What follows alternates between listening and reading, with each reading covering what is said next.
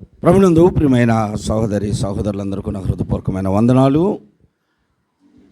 మందిరంలో ఉన్నటువంటి సహోదరులు, యూట్యూబ్ ద్వారా వీక్షిస్తున్నటువంటి సహోదరులు, ప్రతి ఒక్కరూ కూడా ఈ వాక్యాలు వింటూ అనేక మంది వాక్యాలను వింటున్నారు. యూట్యూబ్లో నన్ను ప్రేమించి అనేక మంది లైక్ చేస్తున్నారు, షేర్ చేస్తున్నారు. మీ అందరికి కూడా నా హృదయపూర్వకమైన వందనాలు.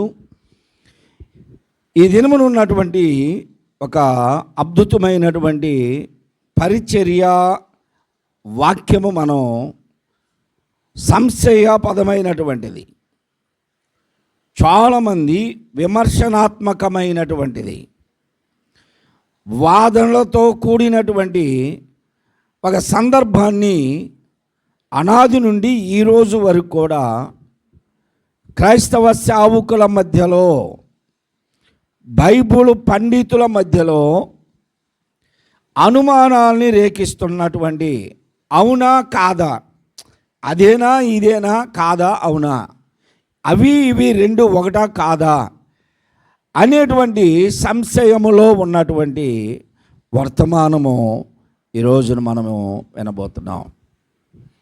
మనందరికీ తెలిసినటువంటి వాక్య భాగమే. యేసు ప్రభువారు పస్కాకి 6 రోజుల ముందే బేతనియాకు వచ్చినట్లుగా మనం చదువుతున్నాం. 6 రోజుల ముందుగా వచ్చినటువంటి యేసు ప్రభువారు 6 రోజుల ముందంటే పస్కా పండుగ శుక్రవారం రోజు, పస్కా పండుగ రోజే యేసు ప్రభువారిని సిలువేశారు. అది శుక్రవారం. దానికి ముందు గురు, బుధు, మంగళ, సోమ, ఆది, శనివారం సబ్బాతు అంటే విశ్రాంతి దినం. విశ్రాంతి దినము నుండి యేసు ప్రభువారు బేతనియాలో ఉన్నారు. బేతనియాలో నుంచి యెరూషలేముకు వస్తున్నారు. యెరూషలేముకు వచ్చి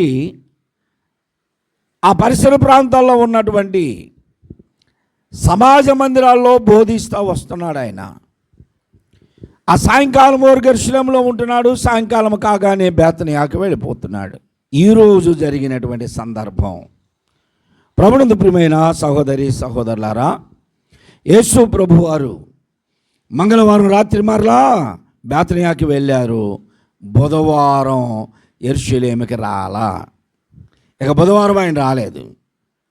బుధవారం రోజున అక్కడే ఉన్నాడు, బేతనియాలోనే ఉన్నాడు. రాలేదు, బేతనియాలో ఉన్నాడు. ఎందుకు అంటే బేతనియాలో ఉన్నటువంటి ఒక పరిసయ్యుడు యేసు ప్రభువారిని భోజనానికి పిలిచాడు. బోధకుడా, నీవు అక్కడికి వెళ్ళొద్దు, ఈరోజు మా ఇంట్లో నీకు భోజనం చేస్తున్నానయ్యా అన్నాడు. యోహాను సువార్తలో 12వ అధ్యాయంలో ఆయనను గురించి ఏం చెప్పబడిందంటే, కుష్ఠరోగి అయిన సీమోను అని చెప్తున్నాడు. మత్తయి సువార్త 26వ అధ్యాయము 6వ వచనంలో చూడండి, చదవండి. యేసు ప్రభు వారిని గురించి చెప్తూ బేతనియాలో కుష్ఠరోగి అయిన సీమోను ఇంట భోజనమునకు ఉండినప్పుడు, వినండి, ఇప్పుడు యేసు ప్రభు వారు ఎవరి ఇంట్లో ఉన్నాడో చెబుతున్నాడు ఇక్కడ. మార్కు సువార్త 14వ అధ్యాయం 3వ వచనం. ఆయన బేతనియాలో కుష్ఠరోగి అయిన సీమోను ఇంట భోజనమునకు కూర్చున్నప్పుడు అన్నాడు. లూకా సువార్త 7వ అధ్యాయము 36వ వచనంలో మనం చదివితే, పరిసయ్యులలో ఒకడు నాతో కూడా భోజనం చేయవాలని యేసు ప్రభు వారిని అడిగాడు.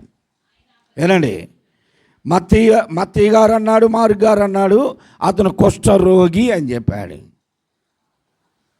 లూకా గారు అంటున్నాడు పరిసయ్యుడు అన్నాడు. అక్కడ కుష్ఠరోగి అయిన సీమోను అని పేరు మెన్షన్ చేయబడింది.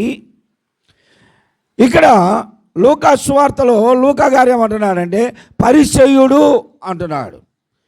పరిసయ్యుడు అంటే అతని యొక్క రిలీజను బయట పెట్టాడు. అతను ఎవరు అనేది. పరిసయ్యుడు అనగా చాలామంది ఇప్పుడు వివాదం ఏమిటంటే, ఈ పరిసయ్యుని ఇంటి దగ్గర ఉన్న ఆ భోజన పద్ధతి వేరు, అక్కడికి వచ్చినటువంటి ఆమె పాపాత్మురాలైన ఒక స్త్రీ, ఆ ఊరిలో పాపాత్మురాలైన ఒక స్త్రీ అక్కడికి వచ్చింది అని అంటారు. ఇప్పుడు ఇక్కడ యోహాను సువార్త 12వ అధ్యాయంలోనికి వచ్చినప్పుడు ఇక్కడ లాజరు మార్తా అనేటువంటి వారి సహోదరి అయిన ఆ మరియమ్మ అని ఉంటుంది. ఇక్కడ పరిసయ్యుడు అని మెన్షన్ చేస్తే పేరు, యేసు ప్రభు అతను ఏమని పిలిచాడు? క్రింద వచనాల్లోకి వచ్చినప్పుడు సీమోను అని పిలిచాడు. లూకాసు వార్త 7వ అధ్యాయము. అందుకే యేసు చూడండి 36వ వచనము, పరిసయ్యుడైన సీమోను అని పరిసయ్యుడు అని చెప్పబడింది. 40వ వచనంలో యేసు ప్రభు అంటున్నాడు, సీమోను నీతో ఒక మాట చెప్పనా అన్నాడు. ఇక్కడ పేరు పెట్టి పిలిచాడు ప్రభు. చాలామంది ఇప్పుడు వివాదము, ఆయన వేరు ఈయన వేరు, ఆ ఇల్లు వేరు ఈ ఇల్లు వేరు అంటున్నారు. సరే, ఒకవేళ వేరు అయితే అయి ఉండొచ్చు, కానీ సీమోను అనేటువంటి వ్యక్తి మాత్రం ఒక్కడే. బేతనియాలో ఉన్నది సీమోను ఒక్కడే. ఇప్పుడు వారి ఇంటికి భోజనానికి వచ్చాడంట. ఎవరైనా ఆయన పేరేంటి చెప్పండి. ఆయన పేరు సీమోను. అతని యొక్క పదవి, వారి రిలీజన్ ఏమిటి అంటే పరిసయ్యులు, అంటే ప్రత్యేకముగా ఉండువారు, పరిశుద్ధులు అని చెప్పుకునేవారు, వారికి వారే గొప్పలు చెప్పుకుంటారు. కానీ అతను ఏ అనారోగ్యంతో ఉన్నాడని చెబుతుంది బైబిల్? కుష్ఠరోగి అయిన సీమోను. యూదులు కుష్ఠరోగిని అసలు ఊర్లో ఉండనీరే. ధర్మశాస్త్ర ప్రకారముగా కుష్ఠరోగిని ఊరి బయట ఉంచాలి. మనందరికీ తెలుసు, సొమ్రోన్లో కరువు వచ్చినప్పుడు ఇశ్రాయేలీల మధ్యలో కోట మూసివేయబడిన కరువుతో నశించిపోతున్నారు, అల్లాడిపోతున్నారు. అదే సమయంలో శత్రువులు యుద్ధమునికి వచ్చారు. 2 కుష్ఠరోగులు వారు ఆ గుడారాల్లో దేవులాడుకుంటూ వచ్చినప్పుడు ఆహారం దొరికిందని వచ్చి చెప్పారు. అందరికీ ఆహారం పంచారు. ఈ సందర్భం మనందరికీ తెలిసిందే. కుష్ఠరోగులు బయట ఉండాలి. ఉజియా దేవాలయంలోనికి వెళ్ళి ధూపం వేస్తూ ఉండగా నొసడు కుష్ఠరోగం పుట్టింది. వెంటనే అతనిని తరిమి వేశారు ప్రజల మధ్యలో నుండి యాజకులందరూ. కుష్ఠరోగిని యెరూషలేములో ఉండనీరు. యూదుల పారంపర్య పరిచర్య అది. కుష్ఠరోగి ఊరి బయట ఉండాలి. అసలు కుష్ఠరోగులంటే అసహ్యం. మరి ఎందుకు ఇప్పుడు యేసు ప్రభు కుష్ఠరోగి ఇంటికి వచ్చాడు? కారణం ఏంటి అంటే, ఆ కుష్ఠరోగి అంతకుముందు యేసు ప్రభు వారి దగ్గరకు వచ్చి ఆయనను బ్రతిమిలాడి, ప్రభువా నన్ను ముట్టు అని బాగుపడిన కుష్ఠరోగి. దేవునికి స్తోత్రం. అంతకుముందు యేసు ప్రభు దగ్గరకు వచ్చాయా మమ్మల్ని బాగు చెయ్యి అని అడిగాడు. నీకు ఇష్టమైతే నన్ను బాగు చెయ్యి. యేసు ప్రభు నాకు ఇష్టమే, నువ్వు శుద్ధుడు కమ్ము అని బాగు చేశాడు. అతన్ని బాగు చేసి వేస్తే వెళ్ళాడు, ఇంటికి వెళ్ళాడు, సంతోషంగా ఉన్నాడు. ఇప్పుడు యేసు ప్రభు వారికి కృతజ్ఞతతో భోజనం ఏర్పాటు చేశాడు. అంటే అతడు స్వస్థత నొందిన కుష్ఠరోగి. అయితే పేరు మాత్రం ఏమని పిలుస్తున్నారు అందరూ? కుష్ఠరోగి అనే పిలుస్తారు. స్వస్థత పడినటువంటి రోగి అయినా సరే ఇప్పుడు అతడు స్వస్థత పొందాడు, కానీ పిలవడం మాత్రం అందరికీ పరిచయం. కుష్ఠరోగి కిందే పరిచయం అయ్యాడు. బాగుపడిన కుష్ఠరోగి గనుక యేసు ప్రభువారు ఆయన శిష్యులు ఆ ఇంటికి భోజనానికి వచ్చారు. నాన్నగారు ఉన్నప్పుడు హైదరాబాదులో ఒక సేవకుడు ఉన్నాడు, అబ్రహాం గారు ఆయన పేరు. వాళ్ళ సంఘం ఇప్పటికీ ఉంది. ఒకానొక దినమున హైదరాబాదులో ఆదివారం ఆరాధనకి మేము వెళ్ళాం. నాన్న అరే అక్కడ అబ్రహ్మణ దగ్గర ప్రార్థన జరుగుతుంది, వెళ్దాం పద ఆరాధనకు పిలిచారని వెళ్ళాం. మేమేదో సెమినార్కి వెళ్ళాం, ఆ రోజు ఉండవలసి వచ్చింది. ఖాళీగా ఉండడం ఎందుకని ఆ పాస్టర్ గారి దగ్గరికి వెళ్ళాం. నాన్న చూడగానే సంతోషపడ్డాడు, వాక్యం ఇచ్చాడు, వాక్యం అయిపోయిన తర్వాత మధ్యాహ్నం భోజనం చేసి వెళ్ళండి అన్నాడు. సరే నేను భోజనానికి కూర్చున్నా వాళ్ళ ఇంట్లో టేబుల్ మీద. ఆయన అటువైపు కూర్చున్నాడు, ఇటు నాన్న ఇటు నేను. ఆదివారం భోజనం అనేసరికి ఆరాటం ఉంటుంది కదా, ఆశ ఉంటుంది కదా, కూర్చున్నాం. అన్నీ తెచ్చిపెట్టారు, మసాలా వాసనలు అన్నీ. ఆకలి మీద ఉన్న యవనొస్తున్నాయి కదా, అప్పుడు ఇది అప్పుడు ఒక 40 సంవత్సరాల వెనక్కి వెళ్ళాలి. యవనస్తుడుగా ఆకలి మీద ఉన్నా సరే అన్నీ తెచ్చిపెట్టిన తర్వాత ఈ సేవకుడు అన్నా తినండి అని గండు పట్టుకొని వడ్డిస్తున్నాడు. అప్పుడు చూశా నేను ఆయన చేతులు ఎట్టున్నాయి. దైవ సేవకుడు ఆయన, కుష్ఠరోగి, స్వస్థత పొందాడు, కుష్ఠరోగుల మధ్యలో పరిచర్య చేశాడు. ఇప్పుడు సంఘం పెద్దదైపోయింది. చర్చిలో ఉన్నంతసేపు గమనించలా నేను. ఇప్పుడు వడ్డీయడానికైనా అది గంట పట్టుకొని ఇలా వేస్తుంటే గుండె జల్లు మంది నాకు. ఈయన వడ్డిస్తే ఈయనింట్లో నా తినాల్సింది అని నంజుతూ ఉన్నా నేను. అసలు తిన్నామా వద్దా చాలా అనుమానం అన్నమాట. నానేమో కలిపి తింటా ఉన్నాడు, ఆయన తిను బాబు తినరా బాబు తిను అంటున్నాడు. ఏం తింటావు ఆ మనిషిని చూసి? ఎలాంటి పరిస్థితులు మనకి? ఎవరింటికన్నా మనం భోజనానికి వెళితే ఎన్ని శుద్ధులు చేస్తామో మనం, అన్ని శుద్ధులు అంత శుద్ధిగా ఉంటేనే తింటాం. యేసు ప్రభు వారు స్వస్థత పొందిన కుష్ఠరోగి ఇంటిలోనికి వచ్చి భోజనము చేస్తూ ఉండగా ఆ ఊరిలో నుండి ఒక స్త్రీ, ఆమెకేం పేరు తెలుసా? అందరూ ఏం పేరు పెట్టారు? ఏమని పిలుస్తారు ఆమెని? పాపాత్మురాలైన స్త్రీ. మనలో కొంతమంది చతురులుగా మాట్లాడుకుంటూ ఉంటారు, ఆ పాపాయమ్మా అంటారు. అంటే ఏంటి? వీళ్ళ దృష్టిలో అంటే అంతా సులకన, హేళనగా మాట్లాడతారు కొంతమందిని.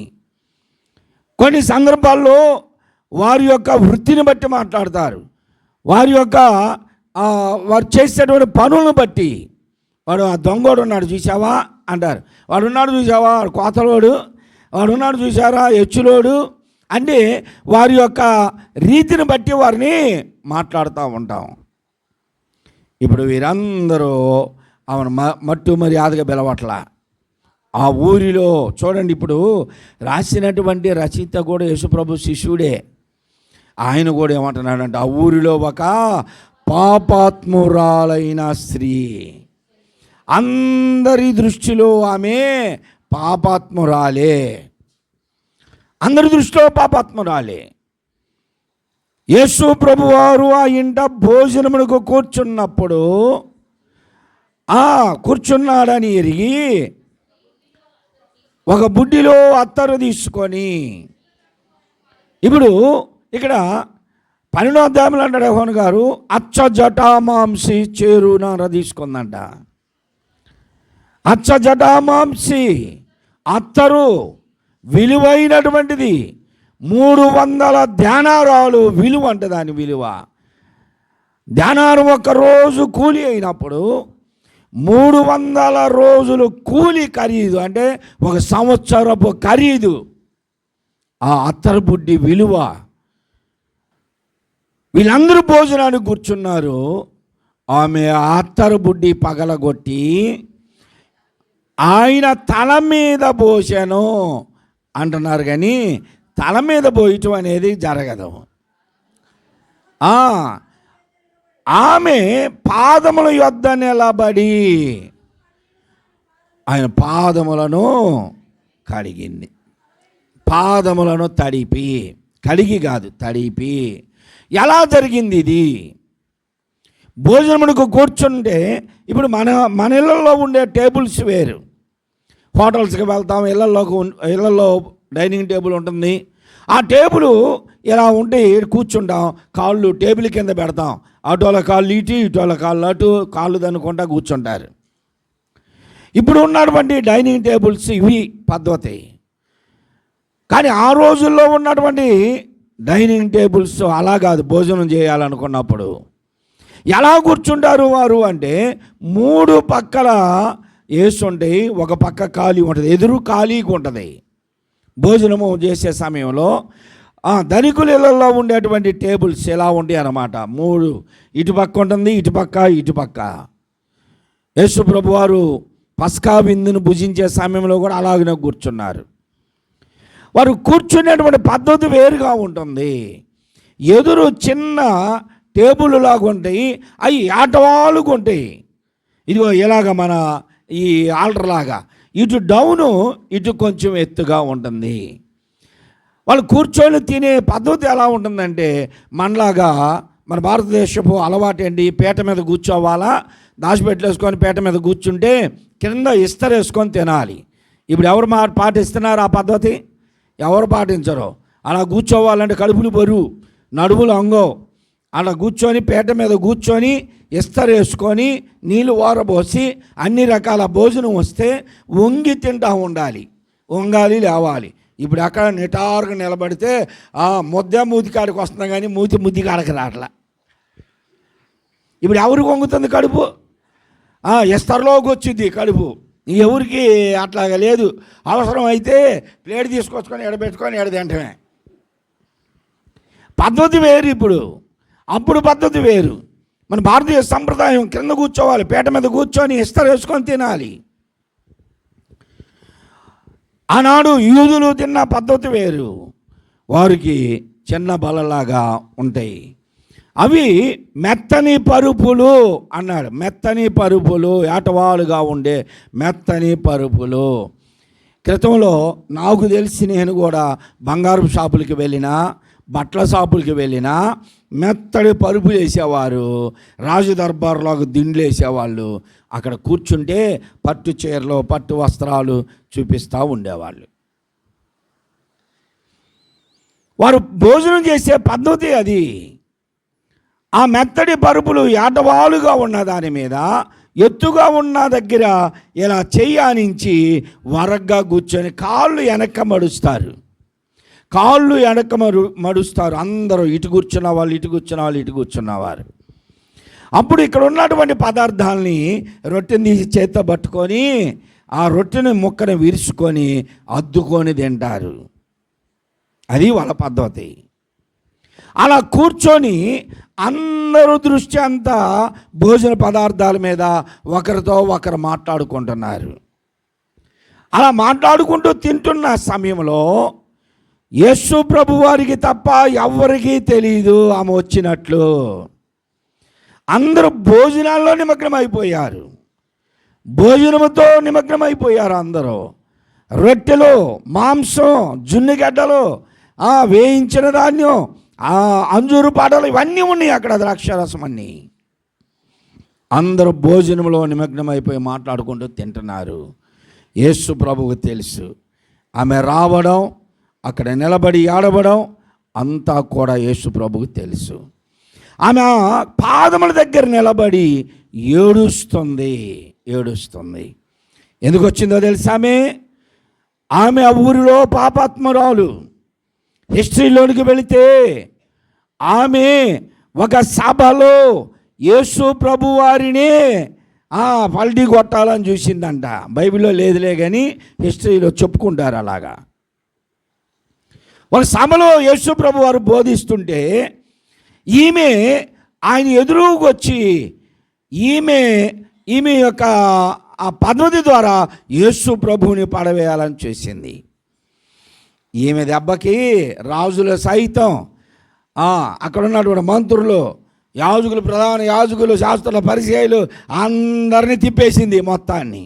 అంత పేరు కలిగినటువంటి ఆమె ధనవంతురాలు కూడా. అందుకని ఆమె 300 దేనారాలు పెట్టి సెంటు కొన్నది. ఈమె ఈ సెంటు రాసుకొని అందరినీ మోసం చేసేది. సెంటు రాసి ఎలా మోసం చేసిద్దండి అనుకుంటారు మీరు. ఆ మధ్య టీవీలో ఒక అడ్వర్టైజ్ వచ్చింది, మీరు చూశారో లేదో కానీ నేను చూసా. వాడు అదేదో పాగో ఏదో అదేనా పాగేనా ఇట్లా ఫుస్మని కొట్టుకొని వెళ్తుంటే ఆడవాళ్ళంతా వాడు వెనకాలే పోతారు. ఏం చూపిస్తారు అంటే అవి కూడా తీసేయాల్సినవి కాదు. ఈ సెంటు వాసనతో అనేక మందిని ఆకర్షిస్తారు. ఈమె ఆ సెంటు బాటిల్ పట్టుకొచ్చింది. ఇది రాసుకొని నేను ఎంతోమందిని మోసం చేశాను, ఇప్పుడు ఇది నాకు అవసరం లేదు. ఒకానొక సమయంలో యేసు ప్రభు వారిని నేనే ఆయనని పాపములో దించుదాము అనుకుంటే ఆయన చూపు ద్వారా నేనే మార్చబడ్డాను. ప్రభువారి చూపు పాపిని మార్చేసింది. భయంకరమైన జీవితంలో ఉన్నటువంటి ఈమె మార్చబడింది. దృశ్యరూపంగా చెప్పాలంటే కరుణమయుడి సినిమా చూడండి, మేరీ మాత అని ఒక సినిమా వచ్చింది, మొండ్ల కిరీటం అనేటువంటి సినిమా వచ్చింది. అందులో చూడండి యేసు ప్రభు వారు ఒక దగ్గర కూర్చొని మాట్లాడుతూ ఉంటే ఆమె యేసు ప్రభు ఇటు చూస్తే ఆమె అటు వచ్చి యేసు ప్రభుకి ఫోజులు కొడుతుంది, ఇటు వచ్చి ఫోజులు కొడుతుంది. దృశ్యరూపంగా చూపించారు సినిమాలో. చివరికి యేసు ప్రభు అందరితో మాట్లాడుతూ ఒక్కసారి ఆమెకి వెళ్ళి చూశాడు. ఆమె గుండె రగిలిపోయింది. ఈమె చూసే చూపు కాదు అది. ఇప్పుడు కొంతమంది చూస్తారు, అసలు ఒకరిని చూస్తే అంటే మింగేసేటట్టు చూస్తారు. ఆ చూపులోనే వాళ్ళని తినేస్తారు. అబ్బా అసలు వాళ్ళు కరిగిపోతారు రా నాయన అనుకుంటా. ఈ చూపులు అలా ఉంటాయి తెలుసా, అటు బెత్తరపోయి చూసినట్టు ఉంటారు. ఇక వాళ్ళు కనపడ్డారండి ఇక కదలరు, ఇంకంతే చూస్తుంటారు. చూపులతోటే ఏం చేస్తారంట, నేను చెబితేనేమో మీకు ఎట్ట గుర్తుంటాయండి అంటారు. నేను చెబితే ఇవన్నీ చెప్పాను అనుకో, అవన్నీ ఎందుకు పాస్టర్ గారు అంటారు. మరి విన్నాయన్నీ అడగబోతే రేడియోల్లో మోగిని, మీ టేబుల్ రికార్డుల్లో మోగిని, చూపులతో గుచ్చు చంపబాకాయని మీరు పాటలు పెట్టలేదా? మీరు చంపట్లేదు ఇప్పుడు ఎవరిని, కనపడినట్టే ఉంటారు చాలామంది. అలాంటిది ఆమె. యేసు ప్రభు వారిని పల్టీలు కొట్టాలని చూస్తే చివరికి యేసు ప్రభు ఒకసారి అటు చూశాడు. మాట్లాడుతా ఆమెలో మార్పు వచ్చింది. అందరిలాంటిది కాదు ఆ చూపు, అందరిలాంటిది కాదు ఆ పిలుపు. యేసు ప్రభు ఆమెను పిలిచిన పిలుపు, యేసు ప్రభు సమరయ స్త్రీని పిలిచిన పిలుపు, యేసు ప్రభు ఎవరిని పిలిచినా ఆ పిలుపులో మాధుర్యం ఉంటుంది. ఆయన తన సొంత ఆ తల్లిని పిలిచినట్టే అమ్మా అని పిలిచేవాడు. అందరినీ అలాగనే పిలిచేవాడు. యేసు ప్రభు చూపులో మార్పు చెందించే రహస్యం ఉంది. యేసు ప్రభు అలా చూడగానే ఆమె మారిపోయింది దెబ్బకి. దేవుని స్తోత్రం. యేసు ప్రభు చూపుతో మారిపోయింది. అమ్మా ఎవరు నిన్ను శిక్షించలేదా? నేను కూడా శిక్షించడం ఎందుకు, నువ్వు మార్చబడ్డావుగా, ఇప్పుడు నీలో మార్పు వచ్చింది. యేసు ప్రభు ఆమెను పిలిచే పిలుపు, చూసే చూపులో ఆమె మారింది. ఇప్పుడు నేను పాపాత్మురాలుగా బ్రతకదలుచుకోలేదని మార్పు చెంది ఇప్పుడు నుంచి ఇక నేను మారిన జీవితంతో జీవిస్తానని మారు మనస్సు పొంది ఆ ఇంటి దగ్గరకు వచ్చింది. యేసు ప్రభు వారికి తెలుసు ఆమె వచ్చింది.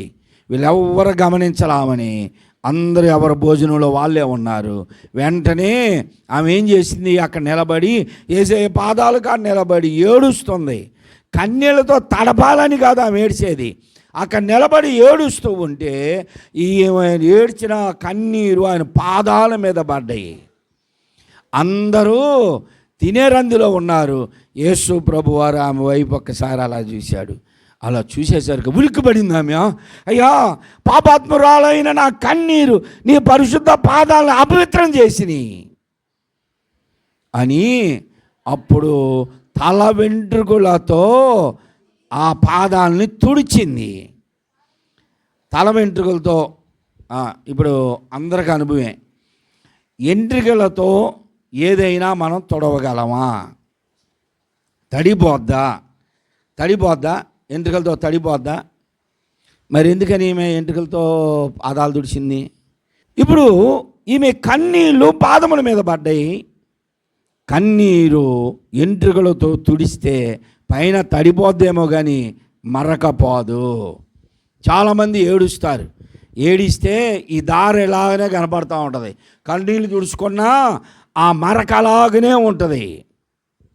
అందుకు ఆమె యేసు ప్రభు ఆమెను చూసి, కుమార్తె, నా కుమార్తె, ఇంత పశ్చాత్తాపడుతున్నావమ్మా, నీ కన్నీళ్లతో నా పాదాలను దడుపుతున్నావా, ఇంత పశ్చాత్తాపడుతున్నావా అని యేసుప్రభు ఒక్కసారి ఆమెకి వెళ్ళి ఇలా చూసేసరికి గుండెలు దాడి వచ్చేసింది. అయ్యో, పరిశుద్ధుని పాదాలు నా పాపపు కన్నీళ్లతో తుడిచాను అని ఆమె వెంటనే ఆమె తల వెంట్రుకలతో పాదాలు తుడిచింది. ఎందుకో తెలుసా? ఈ వెంట్రుకలతో నేను ఎంతోమందిని మోసం చేశాను. స్త్రీకి, పురుషులకి ఎవరికైనా అందం వచ్చేది వెంట్రుకలతోటే. వెంట్రుకలతోటే అందం వస్తుంది. వెంట్రుకలు చాలా శ్రద్ధగా పెంచేవాళ్ళు ఇంతకుముందు. బాగా కుంకుడికాయ పులుసు చూసి కాయబెట్టి పెంచేవాళ్ళు బాగా పెరిగాయి. ఇప్పుడు అన్నీ షాంపూలే కాబట్టి తరిగిపోతా వచ్చి చివరికి ఇక్కడికి వచ్చేసరికి ఇంకెందుకు అని ఇప్పిలు వేసుకుంటున్నారు. వెంట్రుకలు బాగా పెరిగాయి. ఈమె వెంట్రుకలు చాలా పొడవు. నాకు అనిపిస్తుంది కొంతమంది దేవుడు వాళ్ళకి అందం ఇస్తే అందంతో మోసం చేయటం నేర్చుకుంటారు. దేవుడు వారికి సౌందర్యం ఇస్తే సౌందర్యాన్ని అడ్డం పెట్టుకొని మోసం చేస్తారు. అందుకనే సొలొమోను అన్నాడు, అందం మోసకరం, సౌందర్యం వ్యర్థం. కొంచెం ఎంటికలు పొడిగిచ్చినంత మాత్రాన ఆ ఎంటికల్ని అటు ఇటు తిప్పి ఎందుకు మోసం చేస్తా? ఎంటికలు ఇచ్చాడు దేవుడు, నీకు ఒక సౌందర్యాన్ని ఇచ్చాడు, నీకు అందం రావడానికి ఇచ్చాడు, దాంతో నువ్వు హాయిగా బ్రతుకు. అంతేగాని ఆ వెంట్రుకలతో చాలామంది మోసాలు చేసేవాళ్ళు ఉన్నారు. అందుకని ఆమె ఏం చేసిందంటే, అయ్యా, ఈ వెంట్రుకలతోటే నేను చాలామందిని అటు తిప్పి ఇటు తిప్పి మోసం చేశాను. ఇప్పుడు నాకు ఈ అందం వద్దయ్యా, నాకు ఈ వెంట్రుకల అందం అంతా నీ పాదాల దగ్గరే పెడుతున్నానని పాదాలు తుడిచింది. తుడిచినా మరకపోలా. అప్పుడు ఏం చేసిందంటే, ఈ సెంటుతోటి నేను అందరినీ మోసం చేశాను ఆ వాసనతో, కాబట్టి ఇప్పుడు నాకు వద్దయ్యా, ఇదొద్దు అని ఆ పాదాల మీద పోసింది. దేవునికి స్తోత్రం. పాదాల మీద పోసేసరికి అప్పుడు ఇల్లంతా వాసన వచ్చింది. మనం ఒక పాట పాడతాంగా, సువాసన సువాసన ఇల్లంతా సువాసన, ఆరాధన ఆరాధన, సువాసన. ఎప్పుడైతే ఈమె సెంటు పగలగొట్టి ఆయన పాదాల మీద పోసిందో అప్పుడు అందరి ముక్కులు వెకాటిల్లిపోయా, ఎక్కడిది వాసన అని అందరూ చూసేసరికి అప్పుడు ఆమె నిలబడి ఉంది అక్కడ, ఏడుస్తుంది, ఆ పాదాలు తుడుస్తుంది వెంట్రుకలతో. అప్పుడు ఈ సీమోను అనుకున్నాడు, సీమోను లోపల అనుకుంటున్నాడు, అప్పటిదాకా చూడాల. ఇప్పుడు అరే ఇది వచ్చిందా లోపలికి? అంతేగా మనం అనుకునేది. వాడు వచ్చాడా? మామూలుగా యేసుప్రభు రాకపోతే ఆమెను ఇంట్లోకి కూడా రానిచ్చేవాళ్ళు కాదు. యేసుప్రభు ఉన్నాడు ఇప్పుడు, అందుకని లోపల ఆయన ఏమనుకుంటున్నాడో తెలుసా? ఈయనేంటి దైవ కుమారుడు అని చెప్పుకుంటాడు, ప్రవక్త అని చెప్పుకుంటాడు. ఈయన నిజముగా ప్రవక్త అయి ఉంటే తనను ముట్టినటువంటి స్త్రీ ఎవరో అతనికి తెలీదా? అన్నీ తెలుసు నాకని చెబుతాడే, ఆమె ఎవరో ఈయనకి తెలీదా? ఈ పాపాత్మురాలు, ఆయనను ముట్టుకొనినటువంటి పాపాత్మురాలు ఎవరో ఆయనకి తెలీదా? ఎందుకు ముట్టనిచ్చాడు అని అనుకుంటున్నాడు. పేతురు గారు ఏం చెప్పాడో తెలుసా? 2వ పత్రిక 2వ అధ్యాయం 14వ వచనంలో, పేతురు 2వ పత్రిక 2వ అధ్యాయం 14వ వచనంలో అంటున్నాడు, వ్యభిచారిణిని చూసి ఆశించుచు పాపము మానలేని కన్నులు గలవారు కలరు. ఏంటి దీని అర్థం చెప్పండి? దేవుని స్తోత్రం చెప్పండి అందరూ. ఇప్పుడు చెప్పండి అర్థం, ఎవరు బైబిల్ చూడబాకండి. పేతురు గారు అంటున్నాడు, వ్యభిచారిణిని చూసి పాపము మానలేని కన్నులు గలవారు గలరు అన్నాడు. ఏంటి చెప్పండి అర్థం? వ్యభిచారం అంటే ఎవరు? వ్యభిచారం అంటే బట్టల షాపులో పనిచేసామా? మరెవరు? అసలు వ్యభిచారాన్ని ఎవరిని అంటారు? అనేక మంది పురుషులతో తిరిగే వ్యక్తిని వ్యభిచారి అంటారు. ఒట్టు వరుస లేకుండా, చిన్న పెద్ద లేకుండా, వయసుతో తామతరిమం లేకుండా తిరిగిపోతుని వ్యభిచారి అంటారు. వ్యభిచారి అని తెలిసి కూడా కొంతమంది ఎలా ఉంటారంట, ఆమెని ఆశిస్తూ ఉంటారంట. వ్యభిచారిని తెలిసి, వ్యభిచారిని చూసి ఆశించొచ్చు. ఊరుకోండి పాస్టర్ గారు, అన్నీ చెబుతారు మీరు అంటే. మరి బైబిల్లో ఉన్నదే నేను చెప్పేది. పేతురు గారు ఎందుకు చెప్పాడు? బయట ప్రపంచంలో జరుగుతున్న దానినే పేతురు గారు చెప్పింది. ఆమె వ్యభిచారని తెలుసు, కానీ ఆశించడం మానటం లేదు. ఇప్పుడు జరుగుతుంది ఏంటో తెలుసా? ఇప్పుడు జరుగుతున్నటువంటి ఘోరమైన విషయాలు చూడండి మీరు. అందరికీ తెలిసిన విషయాలే, నేనేం కొత్తగా చెప్పట్లా. ఇద్దరు లవర్స్ ఉన్నారు, ఒక అబ్బాయి అమ్మాయి ప్రేమించుకుంటున్నారు. ఈ అబ్బాయికి ఆ అమ్మాయి ఉందని తెలిసి కూడా ఈ అబ్బాయిని ఇంకొక అమ్మాయి వెంట పడతా ఉంటుంది. ఈ అమ్మాయికి ఒక అబ్బాయి ఉన్నాడని తెలిసి కూడా ఈ అమ్మాయిని మరలా ఇంకొకడు వెంట పడుతూ ఉంటాడు. జరుగుతుంది అదే. కాలేజీల్లో, పేటల్లో ఎక్కడ చూసినా ఇవే జరుగుతున్నాయి. తెలియనట్టు మాత్రం మీరు నిజమా పాస్టర్ గారు ఇవన్నీ మాకు తెలియదు అంటారు, కానీ మీకు అన్నీ తెలుసు. ఇలాంటివి ఎన్నో చూస్తున్నాం మనం పేటల్లో. వాడేందిరా అసలు, దానికి ఒకడు ఉంటే ఈడి అనబడ పడుతున్నాడు ఏందిరా అనుకుంటూ ఉంటారు. మా యవ్వన కాలం నుంచి కూడా ఇలాంటి ఎన్నో చూస్తున్నాం. బైబిల్లో చెప్తున్నాడు పేతురు, వ్యభిచారి అని తెలిసి కూడా ఆశించేటువంటి మనసు చాలామందికి ఉంది. ఆ అమ్మాయి అతనితో పోతుందని తెలిసి కూడా ఆ అమ్మాయిని కోరుకునేవారు. ఈ అబ్బాయి ఆ అమ్మాయితో పోతున్నాడని తెలిసి కూడా ఆ అబ్బాయిని కోరుకునేవారు. వ్యభిచారని తెలిసి ఆశించడం వ్యభిచారే. అమ్మాయి తిరుగుతుంది, అబ్బాయి తిరుగుతున్నాడు. వ్యభిచారాన్ని తెలిసి నువ్వెందుకు ఆశిస్తున్నావు? ఆశించచ్చు పాపము మానలేని కన్నులు గలవారు. బైబిల్లో ఇంత వివరంగా పేతురు గారు చెబితే నేను చెప్పిన దాన్ని తప్పు పడతారేంటి? నేను చెబితే తప్పు అంటారేంటి? ఇక్కడ ఏం చెప్పాడు? పేతురు గారే కదా చెప్పింది. వ్యభిచారుని చూసి ఆశించచ్చు పాపము మానలేని కన్నులు గలవారు కలరు అన్నాడు. ఇంకా అలాంటి మనస్తత్వం కలిగిన వారు చాలామంది ఉన్నారు అన్నాడు. ఇప్పుడు ఈ కుష్ఠరోగి అయిన సీమోను శరీరం మీద కుష్ఠరోగం పోయిందే తప్ప లోపల కుష్ఠరోగం కంటే పాపం ఇంకా మిగిలిపోయింది. వచ్చినటువంటి ఆమె సామాన్యురాలు కాదు, ధనవంతురాలు. ఆమె అధికారుల చేతిలో ఉన్నటువంటి ఆమె, సౌందర్యము కలిగినటువంటి ఆమె, అందమైనటువంటి యవనస్తురాలు స్త్రీ ఆమె. యేసు ప్రభు దగ్గరికి వస్తే ఈయన ఇప్పుడు అనుకుంటున్నాడు, లోపల అనుకుంటున్నాడు, ఈయనేం దేవుని కుమారుడు, ఈయనేం మనిషి, దేవుని కుమారుడు అని చెప్పుకుంటాడు. కానీ తనను తాకింది ఎలాంటిదో తెలియకుండా ఉందా? ఎందుకు ముట్టనిచ్చాడు అని లోపల అనుకుంటున్నాడు. ఇలాగా పైకి అంటారే తప్ప వాళ్ళ మనసుల్లో కూడా ఆశించే పాపపు కన్నులు ఉన్నాయి. ప్రభు అన్నాడు, సిమోను నీతో ఒక మాట చెప్పాలనుకుంటున్నానయ్యా అన్నాడు. అప్పుడు దాకా ఆమెకి వెళ్ళే చూస్తున్నాడంటే పాపం మానలేని కన్నులు, ఆశ కలిగిన కన్నులు, ఆశించే కన్నులు ఈయనలో కూడా ఉన్నాయి.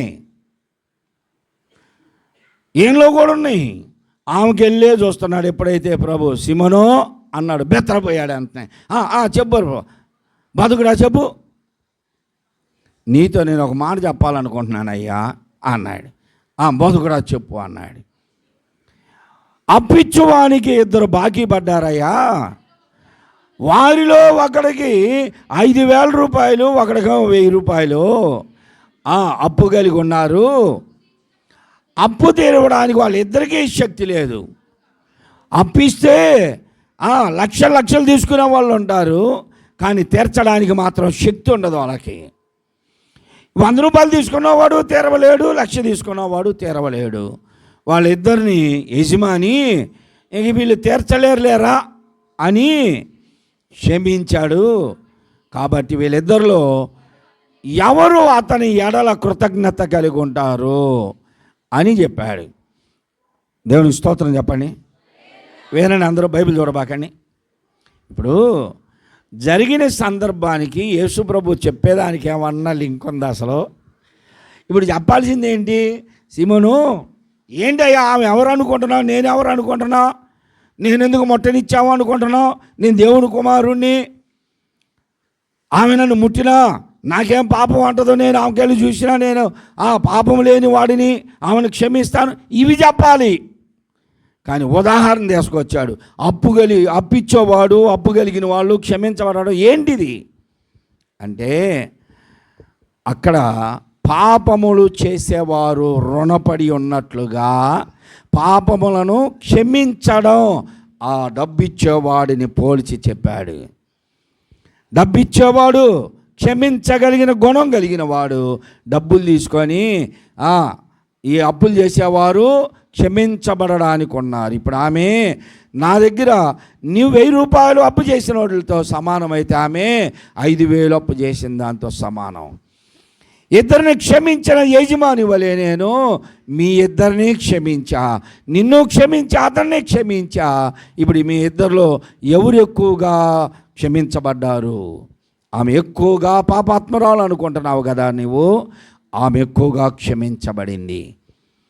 ప్రియమైన సహోదరి సహోదరులారా, ఈ రాత్రికాల సమయంలో యేసు ప్రభువారు శిలువ మీదకి వెళుతూ కూడా చివరిగా యేసు ప్రభు మార్చినటువంటి, యేసు ప్రభు ద్వారా మార్చబడినటువంటి వ్యక్తి, భయంకరమైనటువంటి వ్యభిచారి, పాపాత్మురాలు, ఆ ఊరు అందరిలో పేరెన్నిక కలిగిన ఆమె. ఆ ఊరిలో రాజుల దగ్గర నుండి, సామాన్యమైన ప్రజల దగ్గర నుండి, సామంతుల వరకు ఆమెకు పరిచయస్తులే. అలాంటి వ్యక్తి ఇప్పుడు యేసు ప్రభు వారి దగ్గరికి వచ్చింది. కారణం ఏమిటి అంటే, యేసు ప్రభు రాజుల కంటే రాజు, ఈ యాజకులు, ప్రధాన యాజకుల కంటే పరిశుద్ధుడు, పాపములు క్షమించగలిగిన వాడు, నా ఘోరమైన స్థితిని మార్చగలిగిన అధికారం ఆయన దగ్గర ఉంది. ఆయన దగ్గరికి వెళ్ళి నేను క్షమాపణ అడుగుతానని వచ్చింది. దేవునికి స్తోత్రం. మనము కూడా మన జీవితాల్లో, ఆమె బయటపడింది, మనం బయటపడని పాపులం. ఎన్నో రకాలైన పాపాలు మన దగ్గర ఉన్నాయి. అంత వ్యభిచారులం కాకపోవచ్చు, మనం అనుకుంటాం వ్యభిచారుని కాదయ్యా నేను అని. దేహముతో చేస్తే వ్యభిచారం అనుకుంటాం, కానీ బైబిల్ యేసు ప్రభు నూతన నిబంధనలు ఏం చెప్పాడంటే, నేను చెప్పినదేమనగా వ్యభిచారం చేస్తే పాపమని ధర్మశాస్త్రం చెప్పింది, కానీ నేను చెప్పినదేమనగా ఒక స్త్రీని పురుషుడు, ఒక పురుషుని స్త్రీ మోహపు చూపుతో చూస్తేనే అప్పుడే పాపం చేసినట్లే. కాబట్టి ఇలాంటి పాపం కలిగిన వారంగా మనం ఉన్నాం. నాలో పాపం లేదని మనల్ని మనం మెచ్చుకుంటే దేవుణ్ణి అబద్ధికుని చేస్తాం.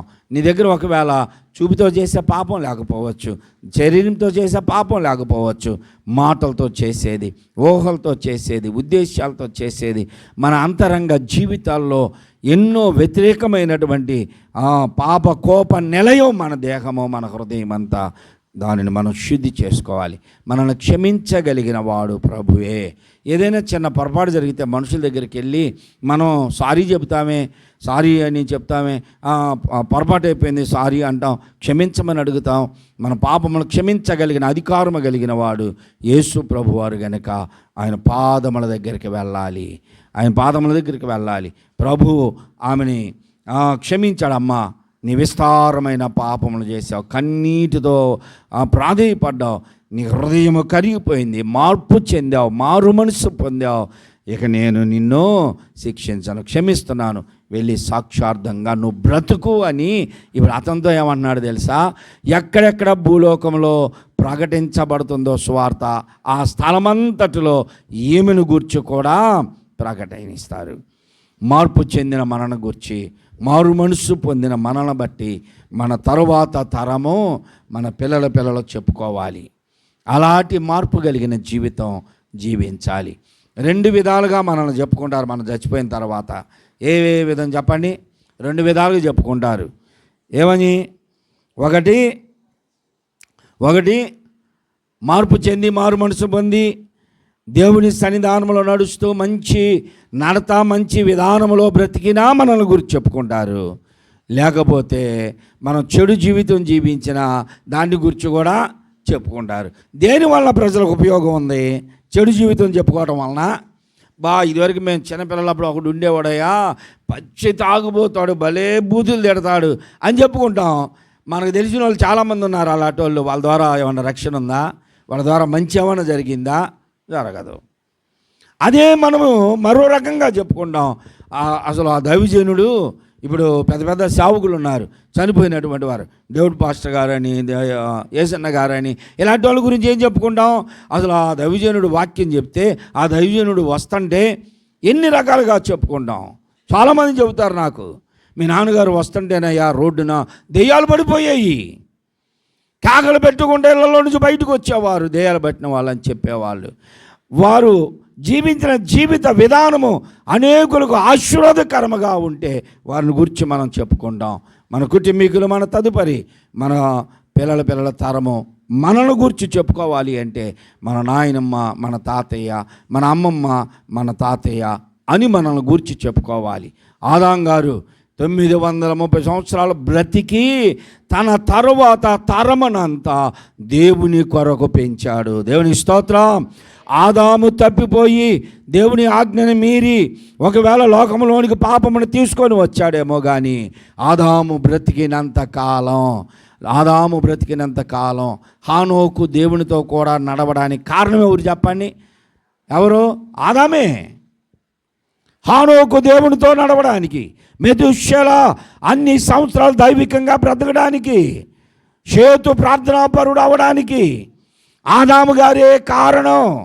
ఆయన చెప్పుకుంటూ వచ్చాడు, రే బాయ్ మన నివాసం అది ఇది కాదు, మనం అక్కడ ఉండాల్సిన వాళ్ళం అంటే, తాతయ్య మరి ఎందుకు వచ్చాం మనం బయటికంటే, నా విధేయత, మీ నాయనమ్మ చేసిన పని నేను చేసిన పనిరా, లేకపోతే మనం అక్కడ ఉండేవాళ్ళం. మరి ఎప్పుడు వెళ్తాం అక్కడికి అంటే, మీరు నాలాగా ఉండొద్దు, మీరు దేవునికి సమీపంగా ఉండాలి అని దేవునిలో పెంచాడు కనుక మెతుషెల, హానోకు, నోవాహు వీళ్ళందరూ కూడా ప్రార్థనాపరులుగా, నీతిపంతులుగా బ్రతకగలిగారు. దేవుని స్తోత్రం. మనమందరము ఆదాము గారి వలె, ఏదోనులో ఉన్న ఆదాము గారి వలె కాదు, ఏదోనులో నుండి బయటికి వచ్చిన తర్వాత ఆదాము గారు తన జీవిత కాలమంతా దేవునికి ఇష్టడుగానే బ్రతికాడు. దేవునికి స్తోత్రం. అవిధేయత అక్కడ పాపమును తీసుకొచ్చింది, బయటకు వచ్చినాక విధేయుడయ్యాడు, దేవునిలో ఎదిగాడు. తన తరము వారందరినీ కూడా దేవుని కొరకు పెంచటం నేర్పించాడు. మనము మన పిల్లలకు మాదిరికరంగా బ్రతుకుదాం, దేవునిలో పెంచుదాం, మనము కూడా యోగ్యులుగా ఉందాం. దేవుడి మాటలు దీవించునుగాక. ఆమేన్. అందరూ తలలు వంచి కళ్ళు మూసుకోండి.